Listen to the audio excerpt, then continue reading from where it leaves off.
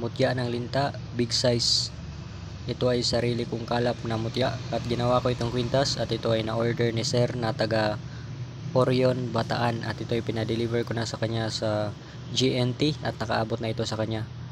At syempre sinamahan ko ng paper amulet na pangkalatang proteksyon, panlagay iyon sa kanyang wallet. Iingatan niya iyon, dadalhin palagi. Dagdag suportang kapangyarihan sa kanyang mutya. Ito ay magamit niya sa pangkalatang proteksyon sa mga malalang aksidente, proteksyon din sa mga bala ng baril at sa mga patalim sa panahon ng may maminsala, at proteksyon sa kulang, barang sumpa, usog, bati, tigal po at iba pa. Proteksyon din sa mga bad spirits, sa aswang at iba pang di nakikita na nilalang. Ito isusuot niya palagi at dadalhin palagi. May tagabulag din ito sa mga kaaway sa panahon ng mag-ambush. Proteksyon din ito sa mga usog at meron din siyang kasama na isang kwintas na pang proteksyon din. At yung kwintas na mutya ng linta nagagamit rin bilang gabay sa negosyo at hanap buhay, sabayan ng pagsusumikap at tamang kaalaman sa ginagawa.